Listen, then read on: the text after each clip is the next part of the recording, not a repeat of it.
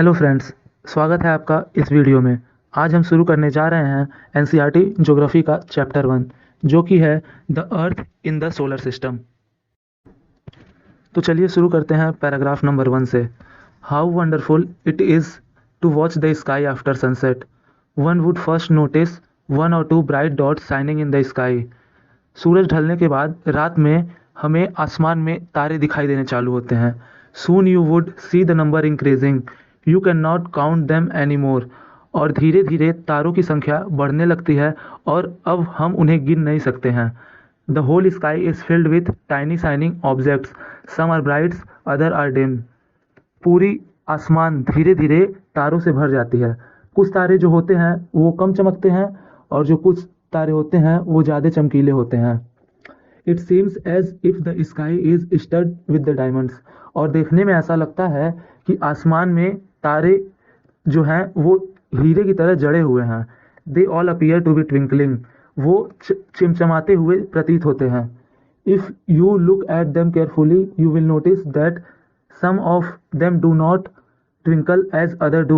They simply glow without any flicker, just as the moon shine. और आप ध्यान से देखेंगे तो आपको लगेगा कि सभी तारे एक समान नहीं चमक रहे हैं। कुछ चंद्रमा के समान यानी कि मून के जैसे शांति से एकदम धीरे धीरे चमक रहे हैं। Along with these bright objects, you may also see the moon on most of the days. इन चमचमाते हुए जो तारे हैं उनके सिवा आप चंद्रमा को भी ज्यादातर दिनों में देख सकते हैं। इट में however appear at different times in different shapes and at different positions. लेकिन ये आपको अलग अलग समय पे अलग अलग शेप में और अलग अलग जगह पे दिखाई दे सकता है। आप देखते होंगे कि कभी तो चांद जो होता है वो नॉर्थ डायरेक्शन में दिखता है, कभी साउथ या कभी ईस्ट या वेस्ट डायरेक्शन में दिखाई देता है। You can see the full moon only once in about a month's time. आप पूरे चंद्रमा यानी कि गोल चंद्रमा महीने में केवल एक बार ही देख सकते हैं। It is the full moon night और पूर्णिमा, और इस रात को हम full moon night या पूर्णिमा, हिंदी में पूर्णिमा बोलते हैं। A fortnight later you cannot see it at all. और उसके एक रात यानी पूर्णिमा की एक रात बाद आप चंद्रमा को बिल्कुल ही नहीं देखेंगे। It is a new moon night और अमावस्या, और इस रात को हम न्यू मून नाइट या अमावस्या बोलते हैं। On this day you can watch the night sky best provided it is a clear night. और इस रात को जैसे कि चांद नहीं होता है आसमान में, तो पूरा आसमान साफ दिखाई देता है और पूरे तारे पूरे फुल जो होते हैं अपने पूरे फुल चमक में दिखाई देते हैं।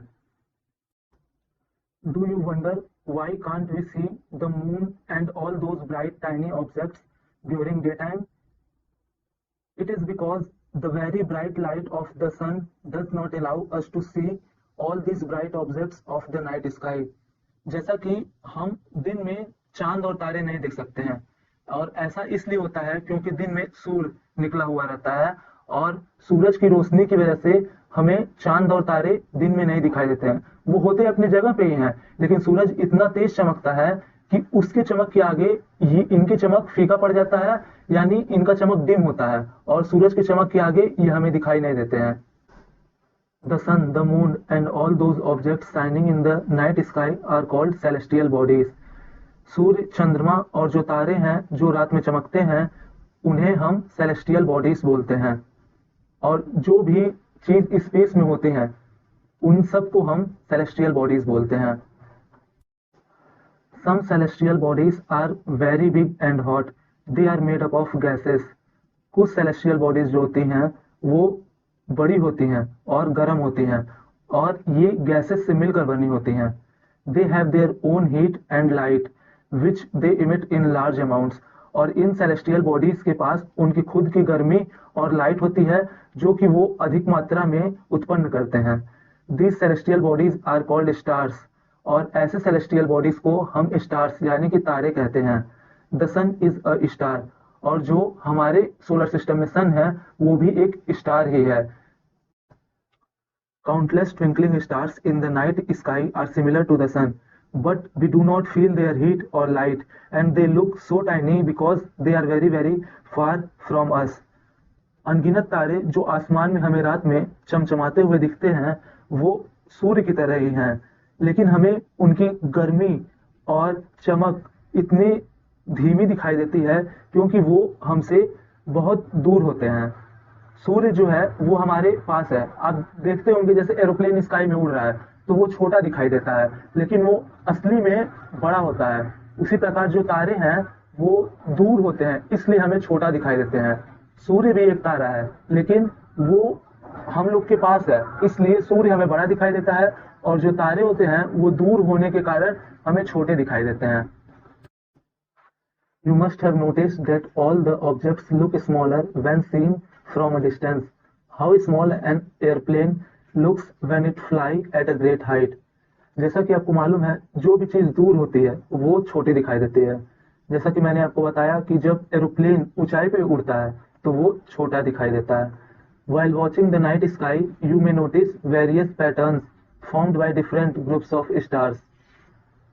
जब आप रात में तारों को देखते हैं तो अलग अलग तरीके का तारों का पैटर्न देख सकते हैं, और उन ग्रुप ऑफ स्टार्स को जो तारों का पैटर्न बनाते हैं उन्हें हम कॉन्सोलेशंस बोलते हैं। These are called consolations. Ursa Major और big bear is one such consolation. जो अर्सा मेजर है या उसे हम बिग बेयर के नाम से भी जानते हैं, वो इसी प्रकार का एक कॉन्सोलेशन है। One of the most easily recognizable consolation is the Saptarishi. जो सप्तऋषि कॉन्सोलेशन है उसे आप आसानी से रात में आसमान में देख सकते हैं। सप्तऋषि दो शब्द से मिलकर बना है। सप्त यानी कि 7, ऋषि यानी कि साधु। It is a group of 7 stars that forms part of Ursa Major consolation. जो सप्तऋषि है उसमें एक 7 तारों का समूह होता है और वो अर्सा मेजर कॉन्सोलेशन का एक पार्ट बनाते हैं। Ask someone elder in your family or neighborhood to show you more stars, planets and constellations in the sky. अगर आप चाहें तो आप अपने घर में किसी बड़े से बोलकर रात में आसमान में कुछ और तारों और कॉन्स्टेलेशंस और प्लैनेट्स को देखकर उनकी पहचान कर सकते हैं। In ancient times, people used to determine directions during the night with the help of stars. रात के समय में जब लोग कहीं आते जाते थे तो डायरेक्शन यानी कि दिशा पता करने के लिए तारों का इस्तेमाल करते थे। आज की तरह तो नक्शा या मोबाइल था नहीं उन लोग को हेल्प करने के लिए, इसलिए जो पहले के लोग होते थे वो रात के समय में तारों की मदद से अपना डायरेक्शन पता करते थे। The north star indicates the north direction. It is also called pole star. North में एक स्टार होता है जिसे कि पोल स्टार यानी कि ध्रुव तारा बोलता है।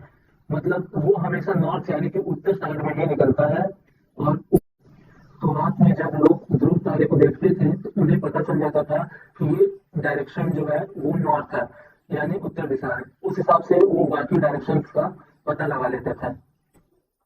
It always remains in the same position in the sky.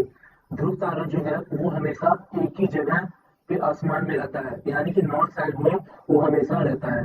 We locate the position of pole star with the help of the Saptarishi.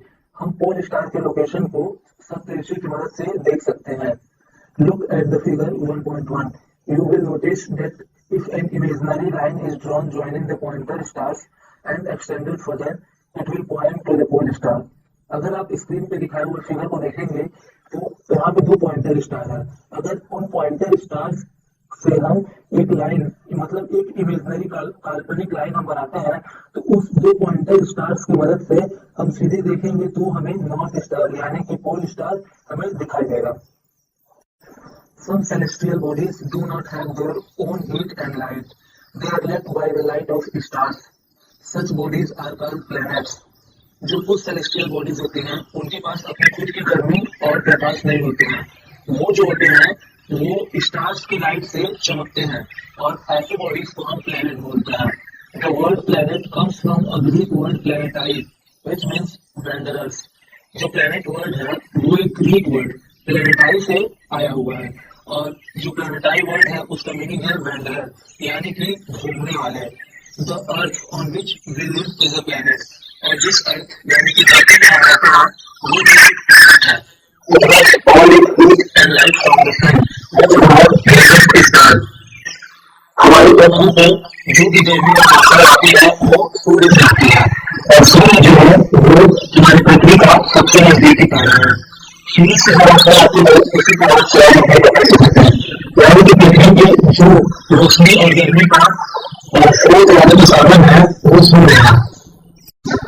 you look at the Earth from a great distance, see a wall is typically a planet of a shining just after a wall. यानी कि production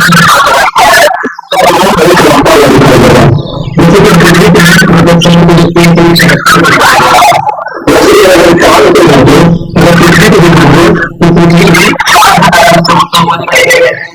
पृथ्वी को देखोगे तो पृथ्वी भी सूरज की रोशनी के बाद कौन सा है दो धातु बन गई पृथ्वी की तरह सूर्य